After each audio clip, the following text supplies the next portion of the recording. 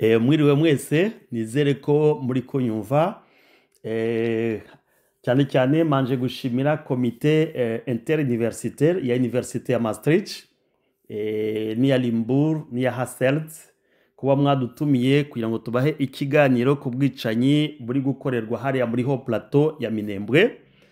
Particulièrement nshimiye Dada Rosina uri secrétaire permanent wanyu niwe wabashe kuduhuza no gutegura iki kiganiro kugira ngo abajene nkamwe mwe kujya mwumva za radio trottoir nangwa za radio propagande kubiri kubera hariya iwanyu muri Haut Plateau ya Minembwe mubone amakuru afite ishingiro atariho ivumbi abahawe n'umuntu wakoze research kuri tere mwakari ya karere. Turabashimiye rero cyane ngira ngo mufata amakaramu yanyu nangwa computer zanyu nangwa smartphone zanyu mubashe kwandika ibi bintu ngiye kubabwira. Ntabwo ari dogme, ntabwo ari ngo ni igiti nshinze kitazashingurwa, bizabafasha namwe nyuma yaho gukora research nk'abari gukora science politique nangwa bari gukora science sociale. Ngira ngo bizabafasha amakuru ngiye kubaha mwumve iriya conflit iri kubera hariya buriya bwicanyi ahantu bwaturutse. Hari benshi bavuga ati ngo bujeje bundi igihe cya RCD ngo bwazanywe na AFDL. Oya, muraza gusanga ko ari ibintu bitinze cyane. Kubatanzi rero nitwa Oxygene, nkaba ndi umushakashatsi mu byerekeranye na defense sécurité n'ububanyi n'amahanga. Nkaba tuanaliza conflit armé et non armé zo muri Afrique subsaharienne, cyane cyane muri Congo, mu Rwanda, Burundi, muri Sudani. Cyane cyane ubu turi gukora kuri dossier zo muri Sudani y'amajyepfo, nayo hari conflit zikomeye cyane muri Central Africa no mu bindi bihugu byo munsi y'ubutayu bwa Sahara, kugira ngo turebe ukuntu twajya dusobanurira abantu no kubwira abadesider kugira ngo bafate ingamba zatuma amahoro agaruka mu karere. Alors kugira ngo mwumve conflit iri kubera harantu abura bwicanyi, ngira ngo ndabasubiza inyuma gatoya nubwo tudafite umwanya mwinshi yo gutanga histoire yose uko imeze, wenda nitubona umwanya tuzayibasobanura tena, ariko ngiye kubabwira ku mateka make y'abanyamulenge ukuntu bageze hariya n'ibibazo bahuye nabyo kuva ku gihe cy'ubukoloni. Mutumva ko bibaye uyu munsi ejo bundi nkuko aba propagandiste bamwe babivuga. Abanyamulenge ni abakongomani batuye hariya muri Haut Plateau ya Itombwe. Abakoloni basize babise ngo Sole Tutsi d'Itombwe, niko muzabisoma mu bitabo byinshi bitandukanye bya histoire n'amateka y'ubukoloni. Muri reference zabonetse muri mu ba missionnaire b'abasiwedwa, kuko nibo benshi babaye mu karere baba protestante, bahamya ko abanyamulenge batangiye kuvugwa mu karere kuva mu 1574 1574 kugeza muri 1609 ariyo 1609.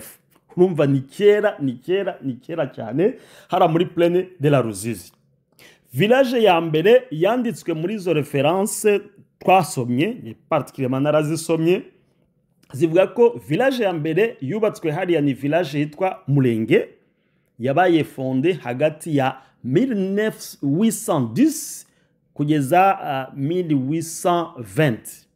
Alors 1850 niho koko abaturage bamaze benshi kuhatura bafite ama activité atandukanye 1850.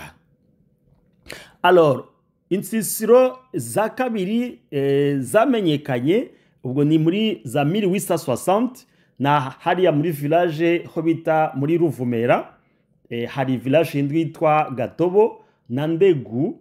Zira village nizo a partir ya 1860 zatangiye kubakwa guturwa nako n'abantu benshi. Icyo gihe rero Etat indépendant du Congo itangira akazi ka muri 1885, ho batangiye gukata administration. Muri iyo administration muri zo village bakatamo amasheferi atatu. Ayo masheferi yarayobowe n'abayobozi b'abanyamulenge. Sheferi ya mbere yitwaga Gahutu, ya kabiri yitwaga Budurege, ya gatatu yitwaga sheferi ya Kayira. Izi sheferi zabaye créé même par ordonnance. Icyo gihe nyine 1885 zari zihari ko nta marete hari, ariko arete ya mbere yo muri Etat indépendant du Congo ni date muri 1906, kuko Etat indépendant du Congo yarangiye muri 1908. urumva yara imyaka ibiri mbere y'uko Etat indépendant du Congo itransfera Congo kuba koloni y'Ababiligi. Koloni y'Ababiligi imaze gutangira muri 1908, 1910 nabo baza gukonfirma arete irahari. Ngenda narayisomye, hari igitabo turi gutegura cy'amateka yo mu karere k'iwacu, azo archive ngira ngo muzazibona muri ibyo bitabo. Muri 1910 ubwami bw'Ububirigi bukonfirma izo sheferi n'abashefu bayo n'amazina y'abayoboye izo sheferi. Tuzashyira muri ibyo bitabo, muzabisoma, ngira ngo bizabafasha nk'amo jeunesse, kugira ngo iyi histoire muzakomeze kuyiperpetua dans des générations futures. Alors abanyamurenge rero bari abanationaliste icyo gihe, niko no muri ibyo bitabo bavuga, banze kwisumeta ku ma ordre y'abakoloni, kuko abakoloni bo icyo bari bashaka ni ugufata umutungo bakawutwara mu gihugu cyabo. Abanyamurenge bakoze resistance ku bakoloni, bituma bananirwa gutwara uwo mutungo, ariko ingaruka zaje kubaviramo nuko tariki ya 5 z'ukwezi kwa 12 mu 1933 abakoloni baje gusiprima zira sheferi eshatu, nk'uko nazibabwiye: sheferi ya Gahutu, sheferi ya Budurege na sheferi ya Kayira. Noneho bazihereza Ababembe, indi bayihereza Abafurero, indi bayihereza Abavira. Noneho abanyamurenge bari batuye aho ngaho baba sous commandement y'abo bashefu b'Ababembe, b'Abafurero n'Abavira, kuko sheferi zabo bari bamaze kuzitakaza. Alors bigeze muri 1960, ubwo urumva turasimbutse, independance ibaye, Ababembe, Abafurero n'Abavira n'Abanyindu bashigikiye rebellion y'umugabo witwa Mulere. Icyo gihe Simba Mulere yari yigumuye ku butegetsi bwa Kinshasa bw'icyo gihe, ashaka kuza gukora ikintu bita balkanisation, ngo kugira ngo kari akarere nyine kigenge. Ariko iyo balkanisation yarahamagawe kuko uyu Mulere we yarakomoka muri Bandundu.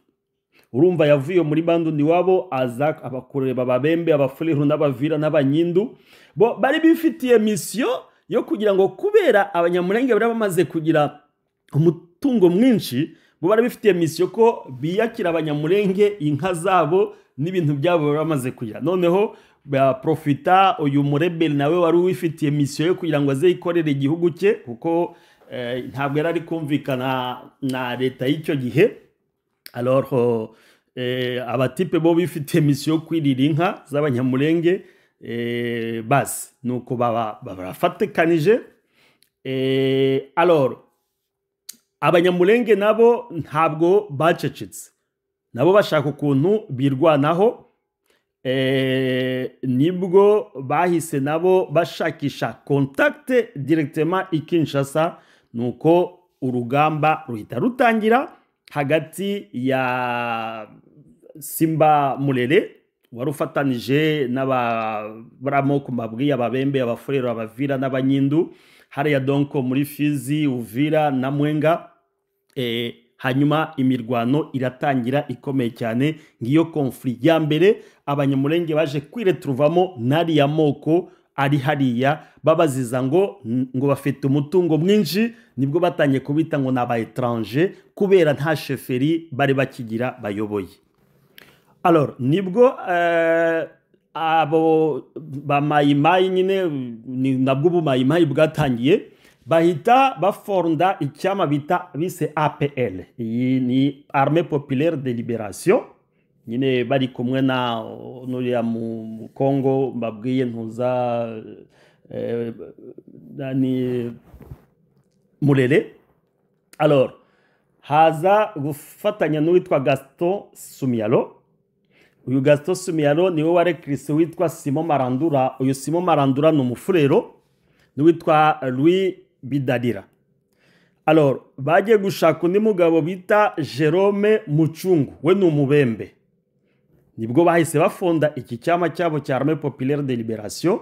aha ni vers muri les années 64 hariya muri plaine de la Ruzizi, nuko batangira ibitero nyine by'ubumayimayi bari gutera ingabo za leta.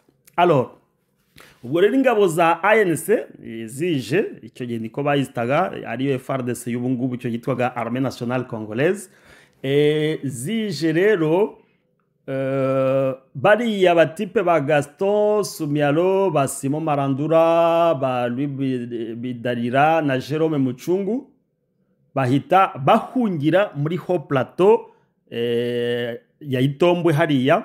Bagezeyo batangira kwica, ndakubwiye imibare yabonetse hariya ku ba missionnaire b'abaswedwa bavuga ko hagati y'ibihumbi 30 na 50 byaguye hariya muri Haut Plateau icyo gihe. Usibye ko bamwe batavuga ko bose bishwe n'imipanga, ariko benshi babishishije imipanga, abandi babicisha amacumu, abandi barahunze. Hari abahungiye hariya za Baraka, abandi bahungira hariya muri plaine ya Tanganyika, abandi bahungira muri plaine de la Ruzizi. Icyo gihe hari malaria ikomeye cyane, icyo gihe bo bayitaga ngo ni ubuganga. Malaria abantu bapfaga buri munsi, kandi nta na system yari yariko bashingura imirambo hara muri plaine de la Ruzizi, hara hafi muri plaine ya Lac Tanganyika na Baraka. Imirambo yirirwaga ari inyamaswa ziri kwirya y'abanyamurenge bishwe n'ababembe n'abafulero. Ahangaha ni muri 1964.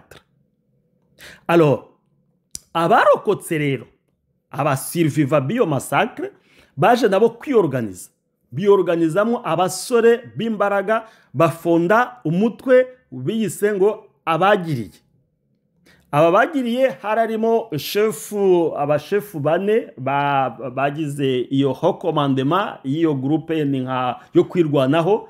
Harimo umusaza bita Sebujambi, icyo gihe bari abajene. Hari undi witwa Ndagiro, n'uwitwa Muyehe, n'uwitwa Rugwegwe. Aba bane nibo bafonzura mutwe bo bise ngo abagiriye. Alors baza gukora contact na haut commandement ya ANC. Icyo gihe ubwo yari baye muri 1968. Noneho baragenda bakubita Murere, bakubita abamayimayi, barabacikanisha bose bacaho aho hari muri Haut Plateau ya Itombwe. Bose barabacunshumura, bamwe haguye nabo ingabo nyinshi z'iki gikundi cya Armée Populaire de Libération. Ubwo bigeze muri 68 nibwo na Mobutu yashoboye kuneutraliza tuza Murere, baramu executa, affaire yabo ibirarangiye.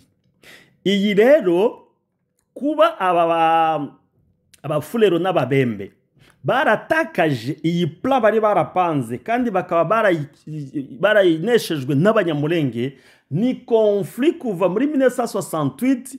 Barashakishije uko bashoboye kose ukuntu baziyishurira ku banyamurenge kugira ngo babanetralize kuko nabo babanetralije. Urumva ko uyu munsi abantu bari kuvuga ngo abanyamurenge ngo bafinansa balkanisation, alors que ababembe, chers étudiants, ngira ngo ibintu mubyumve cyane kandi namwe muzabikora na recherche kandi muzabikoreho tena cyane. Abanyamurenge nibo babaye abakongomani bambere kurwanya balkanisation, kuko ababembe n'abafulero n'abanyindu nicyo bari bashaka, nkuko nabasobanurira bari gukorana na Murere. None uyu munsi ngo nibo bari gushaka balkanisation, bari kubizira ngo n'aba étranger, kandi bararwaniye ko kira gihugu kiba uko kiri uyu munsi. Alors bigeze muri 1979 niho administration yagaruye ubutegetsi tena ku banyamurenge, habaye création ya groupement ya Bijombo muri 79. Muri 80 uno mwaka utari warangira, ayo moko yose yatangiye gushotora abanyamurenge, banga ko Bijombo ngo uyoborwa n'umunyamurenge, ngo kubera ngo araba étranger. Bayihereza umuchef icyo gihe, je pense si ntabwo nibuka izina rye neza, ariko yari umufrere ni wayoboye muri 80. Alors ibibazo birakomera, abantu barasizora, ngo ni groupement bari babashubije muri amasheferi ya kera basenye, ntabwo ari icyo bari bakoze. Ngira ngo ni naho mwumvise ngo habaye commune ya Minembwe. numvise abadepite te n'ukuntu basaze ngo Minembwe ngo Minembwe ngo ntishobora kuba ibintu byagiye bihoraho. Mpamvu ngira ngo mwebwe ba etudia aya makuru aya mateka muyafate muyandike kugira ngo abantu batazajya babeshya ngo iyi ntambara ngo itangiye ejo. Ni ibintu bimaze igihe kirekire nk'uko natangiye mbibabwira. Twihuse rero bigeze mu 1990 nyine aho Mobutu atangiye gushaka ko haba multipartisme, yaje gufungura icyo bise CNS HCRPT. Alors iyi CNS yari ifite umugambi wo kugira ngo bige ukuntu amahoro ashobora kugaruka mu karere nyuma y'uko Mobutu kuyeho icyama cya MPR comme parti etat, noneho hajyaho multipartisme. Bahamagara abalideri bose hirya no hino kugira ngo baze kwiga ku kibazo cya Zaire icyo gihe, uko amahoro n'umutekano na politike byagenda neza. Nibwo yatumije rero iyi mabwire CNS ariyo Conference Nationale Souveraine. Muri Conference Nationale Souveraine hajemo abachef coutumier, hajemo aba leader d'opinion, hazamo abantu ba société civile bose bagiye Kinshasa kugira ngo bige. Ariko bagezeyo abanyamulenge n'abatutsi bo muri Nord Kivu babangira ko binjira ngo muri CNS ngo kubera bafite nationalité douteuse. Ibi birazwi, barabirukana. Bamaze kubirukana amazina arahari, ngira ngo ibyo byo no kuri internet mushaka kubishakisha ukuntu muri Conference Nationale Souveraine ubutegetsi bw'icyo gihe bwanze ko abanyamulenge n'abatutsi bo muri Nord Kivu binjira muri CNS ngo kubera bafite nationalité douteuse. Iyo CNS rero yaje kudasozwa, birahagarikwa kubera habayemo akavuyo kenshi, ariko hari decision zimwe zaje kuvamo. Icyo gihe wari uyiyoboye ni umubembe witwa Nzuluni Bembe Isiro Nyoni niko yitwa, n'umuhungu w'ubu ngubu niwe muzamukurikira, niwe president w'ila mouvement citoyen Mumva Filimbi Anzuluni. Donc ari gukora nawe mission yase. Niba mwumva ko uyu munsi Filimbi irwanya abanyamulenge, ntabwo bitangiye umunsi. Mukuru wa Filimbi nyirayo ni umwana w'uyu mugabo Anzuluni Bembe wakoze ibingiye kubabwira icyo gihe muri yarayoboye iriya CNS. Alors aza gucreya komisiyo bise komisiyo Vangu Mambweni Mabusam. Uyu Vangu Mambweni bamuhaye misiyo yo kugira ngo ajye hariya muri est ya Congo, ajye gutandukanya kugira ngo bamenye ngo ababantu ngo n'abanilotike ngo ni bande. Alors haza kuvamo decision twihuse. Decision ya mbere yavuyemo muri iyo komisiyo, bamaze gukora nyine ayo maharanga ariko ari plan yabo bari bamaze gupanga, bumvikana ko bagomba kwirukana le peuple banyarwanda, uko niko bita bavuga ikinyarwanda muri Nord Kivu, oba muri Sud Kivu bakitwa abanyamulenge, bagomba kuba expulsé, bagomba kubirukana ngo bagasubira mu Rwanda. Decision ya kabiri yafashwe muri iyo komisiyo ya Mambweni kwari kugira ngo bakonfiske amabie yose y'abanyamulenge n'abarwandophone bose bo muri Nord Kivu. Decision ya gatatu yafashwe kwari kugira ngo aba notable benshi b'abanyamulenge, ntashobora kubaha amazina yabo, wenda tuzayabaha ubutaha, ngo bagomba gutakaza ubwene gihugu bwa Zaire. Noneho n'amasosiyasiyo yose icyo gihe yarayobowe n'abanyamulenge yose barayasuprima kugira ngo ntihangere kuzaba association nimwe y'abanyamulenge, yaba mutualité, yaba coopérative, yabiki. Ibi nibyo bintu byafashwe comme decision muri iyi commission Vangu uriya president wa CNS HCPT ya Anzuluni Bembe yaramaze kudesida. Ubwo nibwo mu kanya rero bahise bahereza ordre wari komiseri ya Uvira, ngira ngo ndaza kwibuka izina rye, bamuhereza mission yo kugira ngo akore recensement y'amabien yose y'abanyamulenge. Directement tariki 28 z'ukwezi kwa kane 1995 bahita bavuga ko aba rwandophone ba Nord Kivu n'abanyamulenge bose muri Sud Kivu bagize nationalité statut y'aba étranger. Alors iryo jambo rikimara kuvugwa hara kuri radio Bukavu, ako kanya massacre zahise zitangira. Uwo munsi byaravuzwe abanyamulenge babiri bari gutambuka hari Kamanyola, bahita babaca imitwe. Iyo mitwe bayishinze ku biti, bayishingara ku muhanda, igira ngo habishoka hari kuba image abantu ba CICR turacyari bikurikirana tebe ko bazaziduha i Geneve.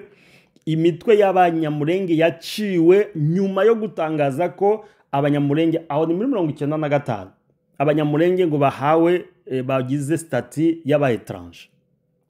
Ubwo ubwicanyi burakomeza 95 mu kwezi kwa gatandatu, mu kwezi kwa munane, kwa 10, bigeze mu kwa 9 kwa 96 hari Kamanyola tena bahiciye abanyamulenge basaga 35. Tariki 26 z'ukwezi kwa 9 muri 96 abanyamulenge basaga 300 harimo abana n'abadamu babatemaguriye hariya Ibaraka ni muri territoire ya Fizi. Tariki 29 z'ukwezi kwa 9 muri 96 abanyamulenge 152 biciwe hari Ilweba naho ni muri territoire ya Fizi. Tariki 30 umva ni buri munsi, ibi ni ibintu bidocumenté, ntabwo ari amakuru ya oxygene, na amakuru ari documenté haba mu badiplomate haba mu organisation meme na Human Rights Watch, ibintu era bidocumenté, meme les images zirahari. Tariki 30 z'ukwezi kwa 9 muri 96 abanyamulenge 100 babatemaguriye hariya Imboko. Tariki 2 z'ukwezi kwa 10 meme ane muri 96 abanyamulenge 150 babiciye hari Isange ni muri territoire ya Uvira. Iyi ni kubera iki ya ordre yari maze gutangwa ko abanyamulenge ngo babonye statut y'ubu étranger mu gihugu. Ani 96 abantu bageze bari mu gihugu muri 1574 1996 uri kumwita ngo ni étranger, bituma abantu batangira gutemagurwa. Tariki 10 z'ukwezi kwa 10 muri 96 abanyamulenge 363 biciwe hari Bukavu. Aya na makuru azwi bien documenté, murasanga mu raporo ya Human Rights Watch, murasanga mu raporo ya Voix des Sans Voix, babiciye hara kuri site ya SNCZ hariya muri quartier ya Panzi i Bukavu. Mu kwezi kwa 11 abanyamulenge basaga 826 babiciye Kamituga aho ngaho ni muri territoire ya Mwenga. Ngira ngo turaza kubasharinga iyi cartographie kuri abafite za mail mushobora kuzohereza mukazohereza ntuza secrétaire permanent wa Rozina. Iyi cartographie turayifite, turaza kuyiboherereza kugira ngo muri documentation yanyu mujye mubishiramo nizi chiffres ziri bien documenté, références zirahari. Ibi ngibi nyuma yo gutangaza ko abanyamulenge bagize statut y'ubu étranger. Nibwo rero ubwo nibwo muri yo kwezi kwa 10 nabwo AFDL ari gutangira abasore benshi b'abanyamulenge kubera ubwo bwicanyi uravuga ati aho kugira ngo dutemagurirwe hano nk'abasivile, nibwo benshi binjiye muri AFDL dans l'esprit yo kuvuga ati ubutegetsi bwa Mobutu buhindutse abantu bazabaho neza. Abanyamulenge koko binjiramo abasirikare benshi, aribo bamwe baba generale, ngiye kubabwira n'amazina yabo batangiye icyo gihe, ariko abandi baragiye kuba trend hanze. Hari ababonye formation mu Rwanda, abandi baragiye muri za formation muri Uganda no mu bindi bihugu, bose baraza barafatanya. Mobutu abavuye ku butegetsi dans l'espoir yo kuvuga ko ubu bwicanyi butazongera kuba. Kabila bafashe ubutegetsi, amaze gufata ubutegetsi akigera Kinshasa. Kabila, entre parenthèses, le père Mzee Kabila, iyi ni anecdote ngiye kubabwira. Muri iriya rebellion ya ba Gaston Sumyalo na ba Marandura n'abandi, Kabila yari kumwe nabo icyo gihe nawe, ariko ari umuntu simple, bara nibo bari aba boss, bari aba chairman bibyama. Nawe yahunze hamwe na bari bantuza bari ba mayimayi b'icyo gihe. Icyo gihe nawe yarashwe n'abanyamulenge bamurasheho. Alors Kabila aravuga ati aba batipe nari narababuze, reka nta kibazo bamfasha, ariko nibagera Kinshasa nanjye nzabereka ibyo basekuru na base wabo bankoreye. Ubwicanyi Kabila Muzehe yakoreye abanyamulenge Kinshasa muri 98 iriya ordre yitanga ko ngo mutemagure, ngo ce sont des déchets, ngo ce sont des vermines. Iyo ibyari ibintu yarari kwishurira ibyo bari abagabo nabo bwe ba Sebujambi, ba Ndagiro, ba Muyehe, ba Rugwegwe bakoreye Kabila Muzehe. Ahubwo satombe sinzi ukuntu byabaye, umwe mu bahungu buriya musaza Ndagiro nawe Kabila aramufunze, yafungiwe i Makala imyaka isaga 5 muri Makala.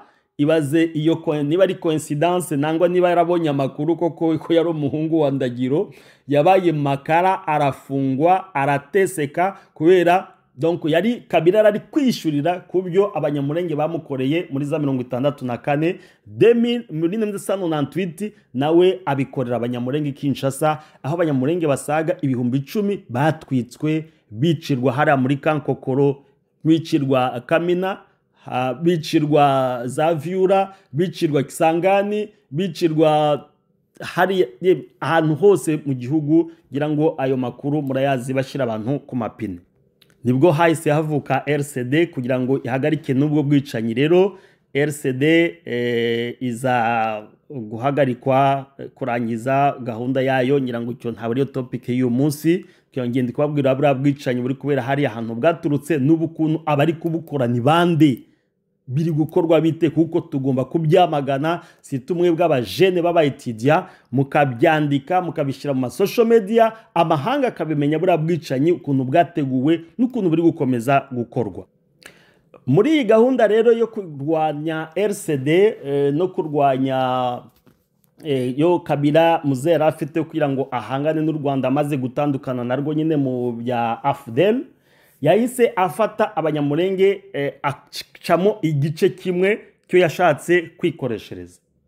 Ariko icyo yenyine RCD itangira inasoza byafashije RCD nayo kuba yara abanyamurenge baraboneyemo abayobozi ba gisirikare bakomeye.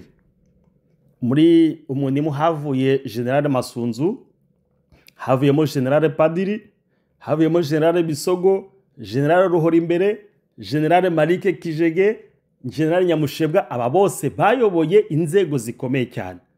General Masunzu yabaye komanda region igihe kirekire, yabaye komanda wa 10e region militaire Bukavu, yabaye Katanga, none ubu ni komanda zone de défense. Zose ni retombe za RCD, nizo mouvement zabaye. Padiri yabaye komanda region Goma, yabaye komanda region Congo Centrale. Je pense nigeze numva ko yabaye na Bandundu, sinzi ubu ngubu ahantu hari. General Bisogo yabayoboye brigade ya IRL. Ruhorimbere yabaye komanda region, yabaye komanda w'ama operation za Beni n'ahandi. Marike Kijege yabaye inspecteur general wa FARDC. Hari n'abandi ba officier bakomeye nk'abanyamushebwa n'abandi tutavuga amazina yabo. Ngira ngo yari espoir ku banyamurenge kumva ko buriya bwicanyi bwababayeho kera butagombye kuba, kuko bari bafite abana babo bakomeye mu nzego za gisirikari. Ariko ubu biratangaje kumva ko abanyamurenge bari gutemagurwa, bari kwicwa, kandi bafite abavugizi muri leta, haba ku rwego rwa politiki, haba ku rwego rwa gisirikare, ariko hakabura n'umwe wahaguruka kugira ngo agire icyo yavuga kurengera bari abana na bari ababyeyi bari gutemagurwa hara muri Haut Plateau. Alors nari maze kubivuga bati muri urwo rugamba rwo kugira ngo Kabila hangane n'u Rwanda nyine yakoresheje bamwe mu baofisiye b'abanyamurenge. Ariho birazwi, c'est bien documenté ko General Masunzu ari wafashe ya mbere gufata icyo gikundi. Ntabwo yakoze wenyine rero, yakoye network. Iyi network umuntu wa mbere yakoresheje ni witwa Colonel Tawimbi. Ariko ibi yarabisabwe, yakoranaga na Delfe Kahimbi. Birazwi, abantu bose bazi ko Tawimbi yaracumbikiwe na service za sécurité za Demiap hariya ma campagne. Alors haza kuzamo na Nyamusaraba, uriya uburi gukorana ni kira gikundi cya Gumino. Ubwo nguko iyo network yatangiye. Ku rwego rwa politiki bakoranaga na Sebineza. abantu bose barabizi ko ari se wabo wa ministre Gisaro Alexis. Ibi byose birazwi, ngiyo iyo network ukuntu yubatswe. Ibi bintu ngira ngo abantu babyumve neza. Abantu bari gupfa nabo babyawe n'umudamu ufite amabere abiri, n'umudamu uva amaraso nkuko nabo babyawe. Je pense que yagombye kuba igihe cyo kuvuga ati iyo ntwaro, iyo nkota muri gushira kuri bene wanyu mwagombye kuyishyira hasi. Alors je ne parle pas comme un chercheur, ndi kubabwira mwebwe abaetudia mwumva ubwicanyi buri gukorwa hariya ntabwo ari ubwicanyi buturutse hanze, n'ubwicanyi bwateguwe mu nzu ndani, kandi birababaje cyane. Birababaje. Ndavuze ngo birababaje, baetudia ba Maastricht muri kunyumva, baetudia ba Limbourg muri kunyumva, baetudia muri Hasselt muri université zikomeye muri kunyumva. Ibi bintu biri kubera hariya babwiye historique, ariko mwumve le fait noneho ziri gukorwa ubu ngubu. Iki gikundi cya Gumino cyari kiyobowe nangwa kinakiyobowe na Tawimbi na Nyamusaraba, bakoze contact yo gushakira RNC ni cyama kitwa Rwanda National Congress, cy'abadisida baba officier b'abanyarwanda bahunze bari bashatse guhungabanya umutekano, bafatanije hamwe n'intera hamwe bakreya groupe bita P5. Alors mission ya Nyamusaraba na Tawimbi kwari kugira ngo bashakire aba banyarwanda b'abadisida, babashakire bazariere hariya mu Bijombo. Pasere ba mu Bijombo bakoze bashatse headquarters zitandukanye, bazitanda hariya mu Kirumba, barazamuka bajya Marunde, bakora izindi headquarters hitwa mu Kagogo, ahitwa mu Kamombo. Nayo turabaha map ya hariya hantu, ngira ngo ndi kuhababwira mukumva ari nko mu mwijima na hariya Minembwe. Ibi byabaye mu 2017 muri 2017 niho aba basore bombi bakoze contact, kandi abo ba officier ba RNC koko baraje bahakora headquarter kugira ngo bitegure gutangira gutegura ibitero byo kuya gutera u Rwanda. Bari kumwe n'intera hamwe. Si lazima ko tuvuga n'amazina y'abari bahari, ntabwo turi muri justice, na mateka turi kubaha yabaye documenté. Kuva icyo gihe 2017 umunyamulenge wese utaruri muri iyi politiki yo kuvuga ngo yinjire muri plan yo kugira ngo batere u Rwanda baramwishe. Raporo zirahari, documentation zirahari.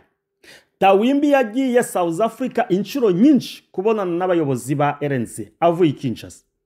Nyamusaraba yakoze inama nyinshi hamwe n'abayobozi ba documentation y'u Burundi, yabikoraga ku manywa, abantu bose bagenda, abagiye Bujumbura bose barabizi, baramubonaga. Il était logé n'abayobozi ba sécurité y'u Burundi muri gahunda yo gutegura ibitero yo gutera u Rwanda. Ntuza Tawimbi yabonaga amafaranga ava muri CNS, muri Conseil National de Sécurité, yabonaga amafaranga ava muri Demiape ahemberwa aka kazi na Fe Generale Kahimbi. Ni ibintu bizwi biri document. Ejo mushobora kumva babwiye ngo ni ibihugu by'amahanga ngo biri kwica abanyamulenge. No, na abanyamulenge kontra abanyamulenge bakoreshejwe na leta kubera benshi indanini no gushaka amafaranga, kunywa amaraso ya bene wabo. Alors Masunzu aza gukereya indi network y'uwitwa Colonel Sebagabo Mitabo, ari hari Bukavu. Colonel Mitabo, inkota yo kwica bene wanyu wayishize hasi, s'il vous plaît. Uyu Colonel Sebagabo akorana na Colonel Rugabisha Alexis, washira inkota yo kwica bene wanyu hasi, s'il te plaît. Bakreya network y'abandi bagabo babiri, umwe uri Bujumbura witwa Byabagabo Busihe, n'undi uba hari Uvira witwa Ribakare Moise. Mwareka kurenganya abanyamulenge. Byabagabo mwareka kwica bari ababyeyi bari gupfa, nk'izi image nabonye muri iki gitondo. abantu batobaguwe bishwe n'abamayimayi kubera amafaranga muri kubona ya Kinshasa, muri kubona amafaranga ya Bujumbura. Ololo. Hari umugabo wundi bakoresha yitwa Muhamiriza, niwe shefu wa mitualite ya Shikama. Uraho ngaho i Bukavu. Umenye ko ibyo uri gukora birazwi. Nalingara balobi bakasoki omoni ndokibelela ye. Uyu ubonye umurozi bisaba kumutabariza. Uyu Muhamiriza akorana n'umusore witwa Ruhorimbere Fidele. Aba nibo bagenda bavuga ati oye uyu aba banze kujya muri plan yo gutera u Rwanda. Ariko se mwarutera ko ntawe babujije, ariko mukareka kwica abana n'ababyeyi kugira ngo mushimishe leta ya Tshisekedi iri kubaha amafaranga yo kwica bene wanyu. Ntabwo ndi umuhanuzi prophète de malheur, ariko ibyo muri gukora uyu munsi bishoboka kuba ejo ari mwebwe icyungu cy'ejo kizaba icyanyu. Hari umugani mwiringana bavuga ngo soso bakata mutu libata seka abosana ke nzungu ya lobeza yaye.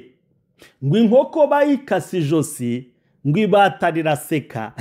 Ngo ryibagirwa ko icyungu cy'ejo ari icyaryo. Inkoko zarangiye nibazirangiza n'amabata bazarya. Muri kurenganya bene wanyu, muri kugambanira bene wanyu kubera amafaranga amadolari 100 igihumbi Kinshasa babahaye, ariko bene wanyu nibarangira icyungu cy'ejo kizaba icyanyu. Dore village Rurambo kuntu abantu bashize. Reba ukuntu abagore batemaguwe muri iki gitondo, abana batemaguwe, abantu basaga ibihumbi 20 bahunze. Hopitale ya Minembwe bayisenye, niho isele hopitale bashobora kubonera nibera n'umuti. Inzira zose zirafunzwe, habaye blokisi, nta munyamurenge ushobora kuva hari atena muri Rurambo nangwa amanuke agira ahantu yajya. Banyeshuri muri kunyumva bayitijya bene wanyu barashize hariya, kandi bamazwe nabo bagabo mbabwiye, birazwi, c'est bien documenté. Muri opération ngo opération effacer les tableaux. Effacer les tableaux, oui, c'est bien. C'est bien. Il est financé n'uwitwa Claude Misare na Justin Bitakwira. Ejo bundi nabonye amakuru ngo yahuye n'abasore b'abanyamurenge 12 bari bigire mu isoko hara muri Runingu tariki 12 z'ukwezi kwa mbere, arabafata. Mu gitondo twavuganye n'imiryango yabo, abo bana bagiye gupfa. Umuntu nka Bitakwira akigira procureur, akigira umuntu wa justice, hari aba ofisiye baba general Marike muri aho ngaho, padiri muri iyo ngiyo, Nyamushebwa muri iyo ngiyo, Bisogo muri iyo ngiyo. Bene wanyu bari kubafata bakabaniga bakabarya, muracecetse. Merci. Aksanti kwera gushimisha leta mu nyungu zanyu bwite. Je pense que ejo n'ejo bundi simbizi, ariko hari kizaba. Mugakenya abantu bashize, abantu bari gutemagurwa. Bayitijya ndabahereza cartographie y'aha hantu, kuko mva ngo mugakenke ntabwo muri ko hareba. Navuga Minembwe bitara ahantu biri, nge ndi kubireba ahantu biri. Uyu Claude Misare ndi kumureba, Justin Bitakwira ndi kumureba.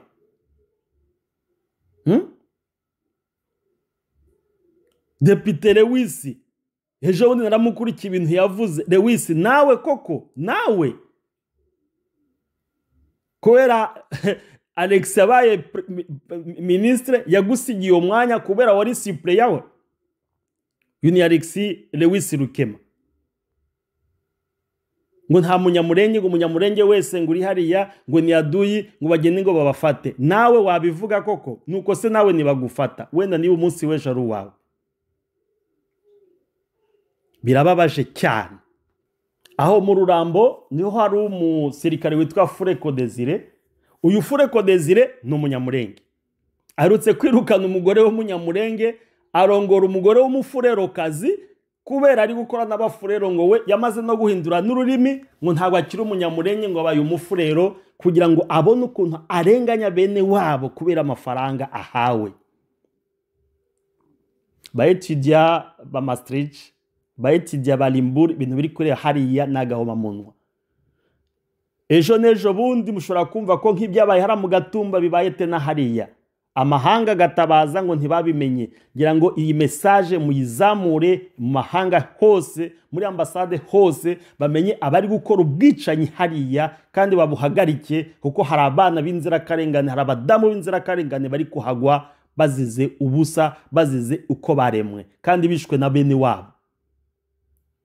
Desire, wareka kwica bene wanyu, wareka kwigira umufurero ngo wice bene wanyu, kwigira umuzalendo nyamusaraba, wareka kwica bene wanyu,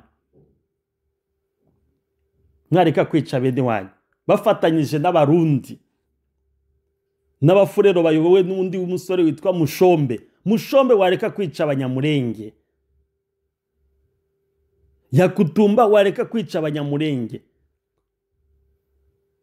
Ko muri mwese, yaba we Yakutumba, yaba Mushombe, yaba Desire, yaba Nyamusaraba, yaba Tawimbi, yaba Masunzu, yaba nde, ko mutazamara imyaka 500 muri icyo gihugu, ko namwe muzagenda mwaretse iminsi musigaje kuri iyi si mukagenda mufite nibura mwarihannye, aho kugira ngo ziriya mpfu ziri kuboneka hariya ari amaraso ari kumeneka, ko ateye agahinda gakomeye cyane. Ministre Alex, wanyumva koko kabwira bara basore bakareka kwica bene wabo, bababwira koko ko nzi kubishoboye. Aba ba Mushombe, ba Yakutumba, ba Munyamusaraba na ba Lewis, aba ba Lewis nibo bakoranye na General Muhima hari ari kwica abantu. General Muhima, leta izanye General Andre yanze kwicana. Andre ibyo bamukoreye nagahoma muno, muzakurikirane, ngira ngo namwe muri abashersher muzumva General Andre, ngira ngo mugeze mubona no mu mavideo ari gusenga ati Mana azana amahoro imurenge. Yarahageze arumirwa, aravuga ati aba bantu baraziriki. Ibyo bamukoreye General Andre bitakwira niyo wagiye kuri Etat Major General, aravuga ati nimutamukura hariya, ati ngewe ibintu ndabiharibije. Bwake mu gitondo Andre yurira indege abaragiye. None biroze bishambuke, iyi groupe y'abafulero n'abanyindu imaze bene wanyu. Yakutumba, groupe y'ababembe imaze abanyamurenge hariya muri Uvira, muri village ya Bijombo, muri Rurambo. Nababwiye ko ndi bubahe map kugira ngo mujye mubona aha hantu. Yaba Minembwe hara muri Fizi, Batu Banaisha,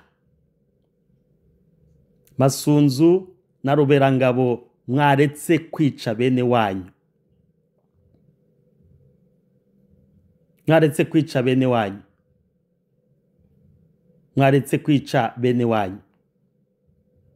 Makanika na Sematama ni bene wanyu ba hafi, kwa barafashe initiative yo kuregrupa abo rescape basigaye kugira ngo barebe ukuntu bakwirinda.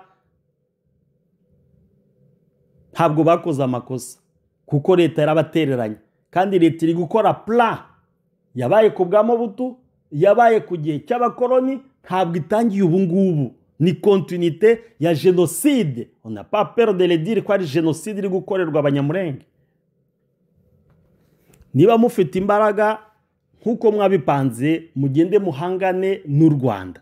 Mwebwe mushaka kurwana n'abanyarwanda, ariko mureke bari abakecuru, mureke bari abana, mureke bari abasaza barayisaha mwishyamba ntabyo kurya. Abarwaye nta muti babona kuko hopitale mwayisenye, amashuri mwayasenye, amashuri mwayasenye kugira ngo mushimishe Bitakwira, mushimishe Misare, mushimishe Tshisekedi ko yabahaye amafonction akomeye cyane.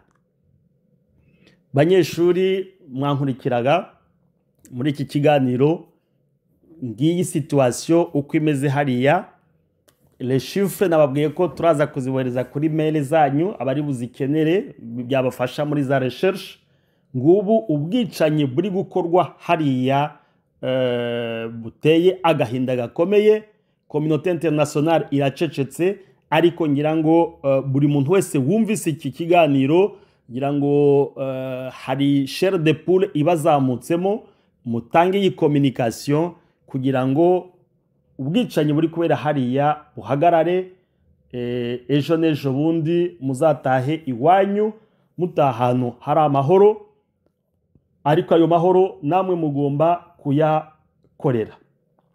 Nongeye gushimira komite interuniversitaire ya Université ya Maastricht, Université ya Limbourg na Université ya Hasselt mwadutumiye. Ngaye muri make historique y'ukuntu abanyamurenge bageze hariya, akaga bahuye nako mu gihe cy'ubukoloni, akaga bahuye nako ku gihe cya Mobutu, akaga bahuye nako ku gihe cya Kabila le Père, akaga bahuye nayo kugeza igihe cya Kabila fils, akorana n'aba bagabo ababwiye ba Nyamusaraba, Batawimbi, General Pacifique Masunzu, n'ubu ngubu akaba aribo Tshisekedi ari gukorana nabo kugira ngo batoteze bene wabo, babaza ngo n'aba étranger, hibaza ko abo nibagenda ngo n'aba étranger bo bazasigara avec quelle nationalité. Imnembwe ni territoire izwi n'abazungu, recherche nabwe ko zirahari, preuve zirahari ko barageze hariya muri 1574. ngira ngo nababwiye ko tuzabipubliya mu bitabo turi kwandika, muzabona izo preuve zirahari kuvuga ngo umunyamurenge umunsi ngo ni étranger, ngo rabya n'ubukongomani ni Kongo yahamusanze, ntabwo ari umunyamurenge wasanze Kongo. Ngibi muri make abafite ibibazo ubwo muraza kubitegura, twiteguye kubasubiza, kandi zira map nababwiye ira amashifre twatanze y'aba victime babaye hariya, ari n'amafoto mukeneye yaba ya kera yaba ya mashya turayafite, kugira ngo bibafashe kudokimenta ira situation, turebe ko ijwi ryanyu namwe ejo n'ejo bundi ryazafasha kugira ngo amahoro agaruke mu karere. Turabashimye cyane rero, yari Oxygene. Wenda baje nyuma nagiye mbona hari abikonekta nyuma, nkaba ndi umushakashatsi mu byerekeranye na defense na sécurité muri Afrique subsaharienne, tukaba tuanaliza les conflits, tunyingingira abari guteza izo conflits kuzireka, kuko nta mpamvu nubwo wakwirukana abanyamurenge bose mwaturaturire mbabwiye, ntabwo abagabo 5-6 bari gushaka kugira ngo ariko uzaba umunyamurenge wari ntibazatura hose, ntibazahafata, ku buryo nabo n'ejo bundi bashobora kuzaba batakiriho.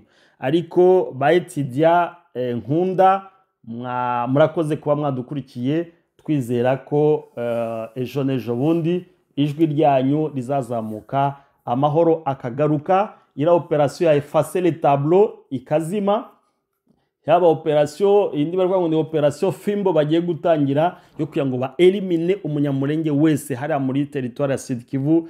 Ngira ngo iyo plan ntabwo bazayishobora, kuko uwaremye umunyamurenge arahari kandi yiteze kumufasha.